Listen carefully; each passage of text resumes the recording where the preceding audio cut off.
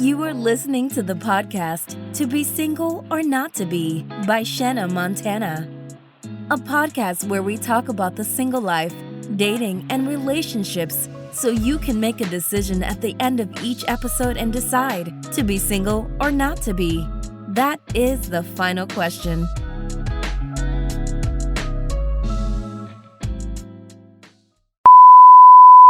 And we are returning with the second half of the Running It Back series. We started it last summer, it went into the fall, and then we took a little bit of a break for a lot of reasons. If you tap in with my Distracted series that is connected to the new Shaanah Montana Journal Collection, you will understand what happens when you get distracted and why in the year of our Lord 2024, we are no longer allowing distractions to control our life. So today, we are getting back to the Running It Back series, but today we are going to talk about the sisterhood of friendships. And this is an episode that I touched on a couple of times in previous seasons with great sister friends of mine. And at this point in my life, I felt it was a requirement to record this episode and talk about it because I am singing a completely different tune. And one of the biggest messages I want to lead with in this episode is I want everybody to stop allowing social media, the trends that you see on TikTok about cutting people off, the things that people push forward about, if you ain't heard from somebody in 30 days and you waited to reach out and you didn't hear from them and they didn't hear from you, that must mean that they don't mess with you. And just things of that direction that don't really align with what a friendship means. And it really doesn't align if you call yourself a friend and then you play those kinds of games because, like I've said before, we don't like for men to play games with us. So why do we treat our friends like niggas and play with them? So I think it is a requirement today to have this conversation around not allowing outside factors to affect a sisterhood and a friendship when it's real life shit going on that we need to be focused on within that friendship and that sisterhood. And if we're playing games, we don't get a chance to experience that sometimes because we end up losing the friendship. And I posted something about this on TikTok recently, and somebody commented and said that, she hated that she lost her best friend from the kind of games that were being played where they weren't, reaching out to one another. And whole time, come to find out, both of them were depressed, but nobody was reaching out because we were on the other side of the phone, centering ourselves and making it about us. When at the end of the day, most times, if a person decides, and I say most times, not all, if a person decides to take a step back and they fade to black and they start to disappear a little bit, you may not be hearing from them as much. I'm pretty sure when they made the decision to do that, you were not at the forefront of their mind. You were not the focal reason why they made a decision to step back from life. Because I bet you they didn't just step back from you, they stepped back from a lot of things. But I'm going to pause right there, put a pin in that because we're going to dive into that as we go into this episode. So, overall, I'm just going to lead out the gate with saying that grace is renewed every day. And what that means to me, and what I want you to think about when I say that, is that grace being renewed every single day means that you have to wake up every single day and make a conscious, intentional, and wildly focused decision to renew grace with some people, places, and things every single day in order to move forward with them and function with them and have a life around them. And you can apply that to situations where at work, you might not like certain things that people do, but you still got to show up and go to work and you still got to work with these people and you have to be able to give grace and renew it and go forward in that. But the other side of that is grace is something that I think should be a foundational piece of every single friendship because at the core of the things that I'm about to dive into, if you are not willing to give someone that you call a friend the benefit of the doubt when things are not going in the direction that you think that they should go in, how can you really call yourself their friend? But also, how can you really, because we always are going to end up doing it at some point, how can you ask for somebody to give you grace and give you the benefit of the doubt when you aren't willing to extend it to others? So I think that when it comes to friendship, you have to be able to look at different situations and recognize that, like, we are not all ever going to be on the same exact journey at the same exact time doing the same exact things. It's like if two women are pregnant, I'm sure both of their journeys are different. If two people are in medical school, I'm sure their journeys are different. If people are single with no kids, I'm sure their journey of life is different. So we have to understand that there are always going to be differences, even when on the outside looking in, it may look like your life is the same. And when you think about a friendship, you have to understand that many times at our age group, 35 plus, many of us have been friends with each other for 10, 15, sometimes 20 years. And we have all been on different journeys in different walks of life. And we have gone through our own peaks and valleys, our highs and lows. Some things we've told our friends about. I'm sure there are some things you've never told your friends about. But at the end of the day, these are people that you call your friends. So you have to understand that when I am going through a different walk of life, that may cause me to say, okay, I need to take a step back from life. And life includes everything: people, places, and things, friends, family, travel, work, whatever label you want to put on it. Sometimes people have to be able to take a step back. And as I mentioned earlier, we have to make sure that we are not centering ourselves in the midst of a situation where we should not be the center. We are not meant to be the center. And it is somebody else's life that they are going through this major life experience that is making them take a step back from being in the forefront of the friendship. And so it's not to say, that just because a person takes a step back or you don't hear from them from X amount of time, that you all aren't really friends, or that there's a issue within the friendship. But I think in moments of like that, I think what we need to evaluate is that if you have someone who you say is a friend and that friend goes dark, that's the time to actually check on the friend. The TikTok I posted the other day, the girl was like, I went 30 days and I didn't reach out to my friend and she didn't reach out to me. So that friendship is over because, it was clear that she don't mess with me. And that's crazy to me. Like, at this point, I'll say honestly, I would say in the past few years, I went through some things in friendships where at one point I think I was kind of on a fine line of that road with certain people. But that's why I talked about grace earlier, because it was like some people who I have some friends I never talk to on the phone, but we see each other, we pick up where we left off, and I don't think twice about it. Think twice about it. Some friends I talk to occasionally, but in the time in between of talking to them, I'm not anywhere centering myself thinking that, oh, she must not care about me. She don't give a damn about me. Something's going on in friendship. I don't think twice about it. And then it was like some friends that I would think, or people I would say, okay, I'm not hearing from this person. Maybe I am reaching out some, maybe I'm not. But at the same time, I'm thinking like, damn, she must not mess with me because I'm reaching out to her a little bit. And mind you, I'm saying a little bit. I ain't doing a lot, but I ain't heard from this person. And I'm making a decision to put this person in a box and say, they must not be fooling with me. But I gave all that grace to the other people I call friends. So I get that also some people may say there are friendship levels. You have like you have your best friend, and you have, you have friends that sit in different seats and have different purposes and operate in different spaces. But at the end of the day, to me, someone who I call a friend is a friend. Yes, some friends are closer than others, but a friend is a friend. And I have to be able to give that grace to extend it across the board. So when I got in that space of recognizing, like, okay, I'm not hearing from this friend and I want to hear from this friend, and I'm choosing not to reach out, and I'm choosing to just see what's going to happen. And then when what I think doesn't happen, I'm choosing to take a step back from the friendship, and that led me to a space to be like, who is that fair to? That's not even fair to me to lose out on a friendship because of wild assumptions that I'm making. It's not fair to the person that's my friend that's on the other side of that, that in all of those instances, whatever was going on with them had zero to do with me.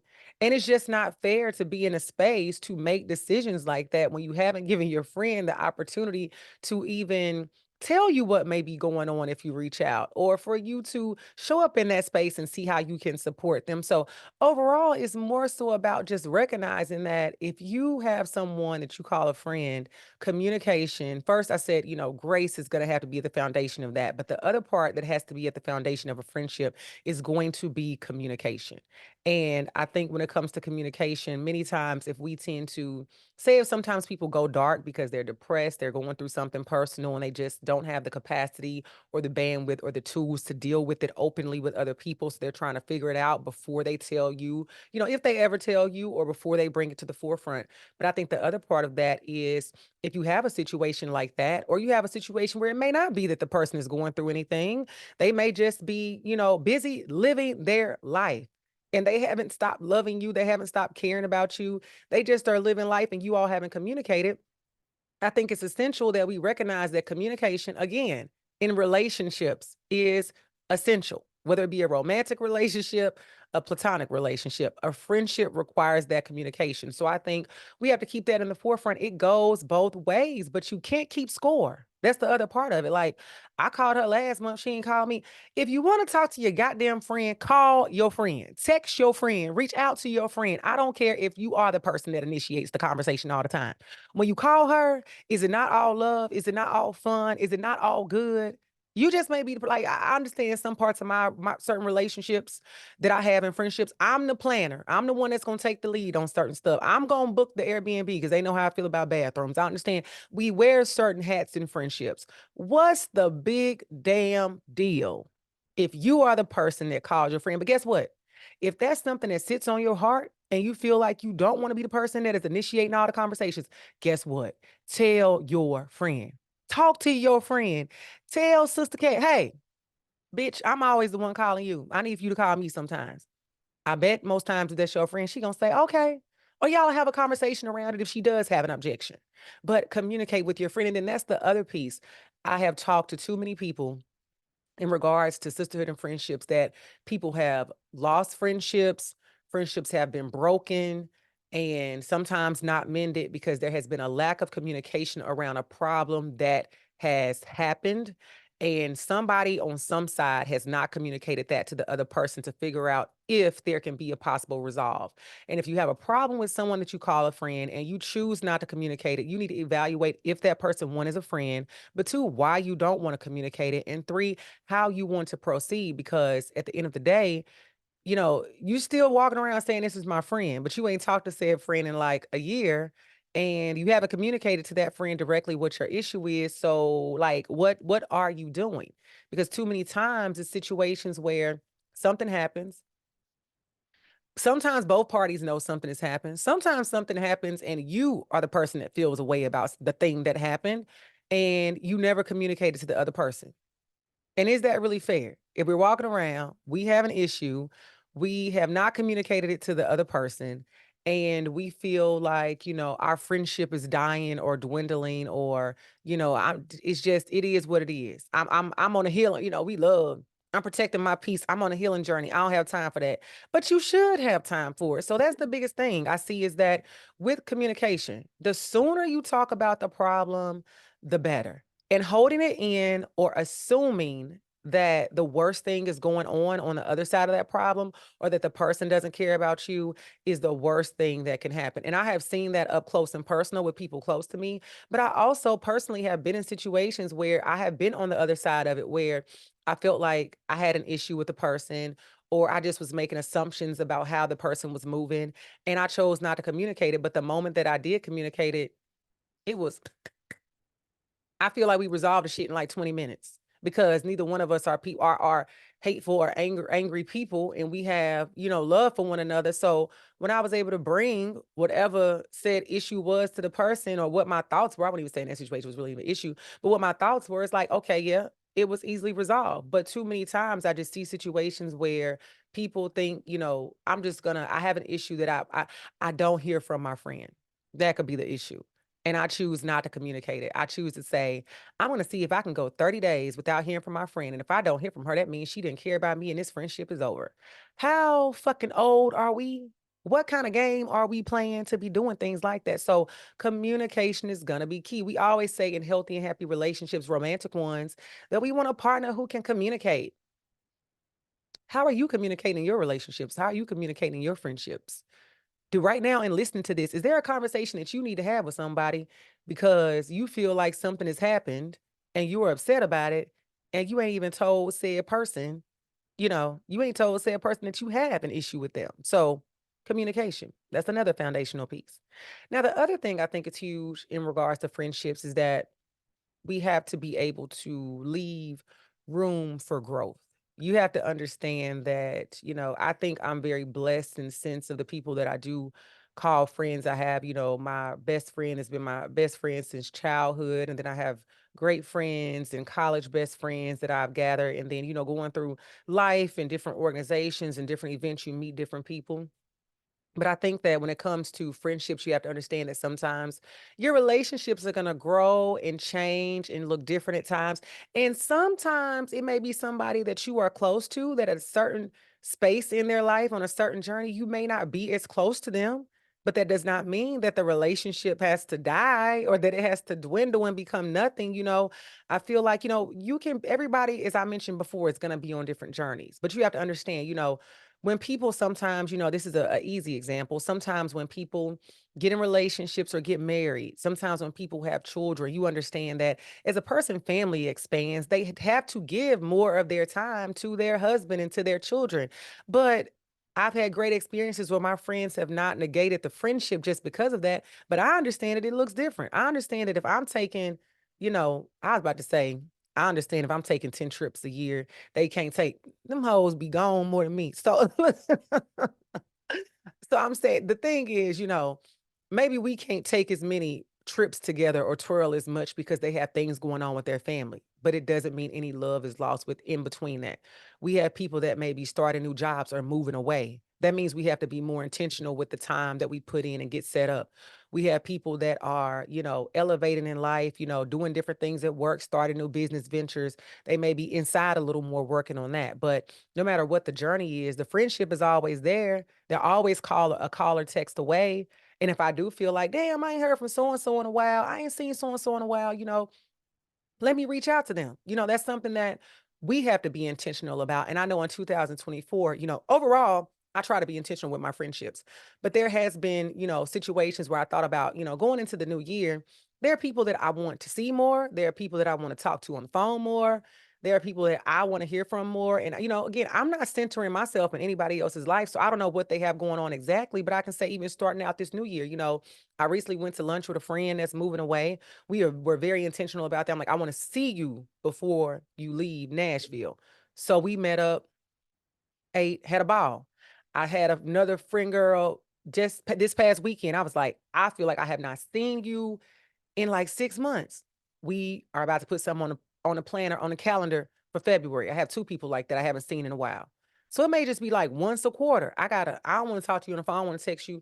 I want to see you. Then I have other friends that, live out of state. I haven't been to DC in a while. I told a friend, like, I'm looking at the calendar trying to figure out what date I can get to DC to see you. Because last time she came to Nashville and kicked it with me. So it's like, okay, now I got to get to DC to see you because I haven't been in a while, kill two birds with one stone. So intentionality is going to be the name of the game, especially as we grow and are on these different journeys in life. But I think it's all about just acknowledging that and being aware and not feeling like, okay, they moved, they have a family, they're working over here.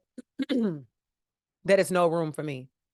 If you're friends, if you're the friends that you say you are, there is room for you. And I think we just have to be hyper aware of that and really put the time and attention into it. And I think the other part of it is comes down to, um, something I recommend is that if you have friends that say live out of state, you have friends that, live and are walking a different path in life, with family or children, whatever the case may be, make it a plan to, if they live in the same city, maybe once a quarter, but somebody out of town, make it a plan to like see each other at least once a year. Either I'm gonna come to you or you gonna come to me, or we gonna meet up somewhere and go do something. When it comes to other things, plan a lunch date, plan a brunch date. We gonna go to Top Golf. Plan a wine night. You gonna come over here? We just gonna drink. Like, get intentional with the friendships, but also get intentional about when you have someone who you call a friend, especially friends that you typically have talked to on a regular basis, and then you recognize that your friend has gone dark. Get intentional about not. No, but let's say this. Let's normalize when our friends go dark, not going dark on them. Let's normalize reaching out to our friends and checking on them and calling them and texting them and pulling up on them if necessary. And even when that friend says, I'm okay, and you know damn well they're not okay, to be persistent in reaching out to that friend because that friend needs you. And in that moment, they may not recognize that they need you.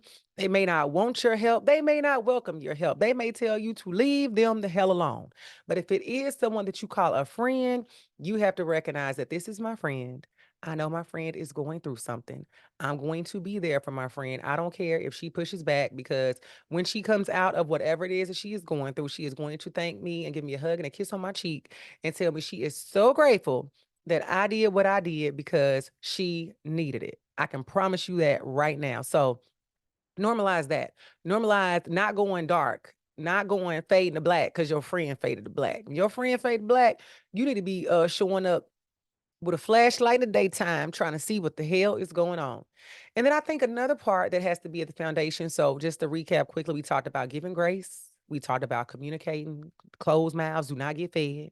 And we talked about leaving room for growth and being intentional within that growth. That as people grow and move and shake in the world, you have to be intentional about getting in where you fit in within the friendship, because that's going to be a requirement.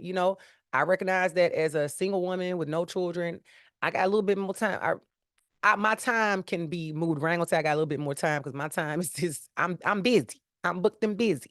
But I can navigate and move my time around because I only got to move me around. I don't have to move a family around. I don't have to move as much around. So I'm fine with being a little bit more flexible. Like I can come to you, whatever the case may be, but leaving room for growth and being intentional about how you connect. The connectivity has to be there. And then not fading to black when your friend fade to black as well. And then the other thing is we have to recognize that when it comes to the friendship, I'm gonna tell you this. Hear me and hear me loud. You both have to have a desire for the friendship to exist if it's going to exist. So, all of that valuable information that I just gave is null and void if you are dealing with someone who no longer desires to be a friend of yours.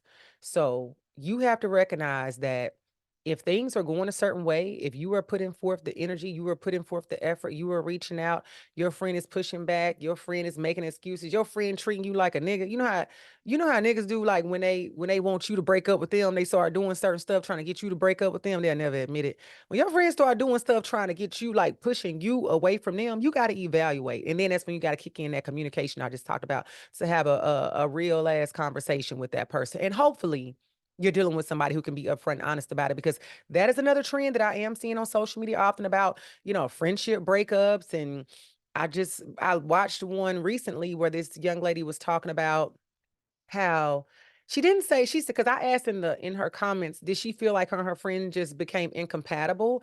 But basically, the long and short, she was saying that she got to basically, I gathered, like a certain space in life, and she felt like her friend could not support her in that space in life. And when I asked her, did she feel like they just became incompatible? She was like, no.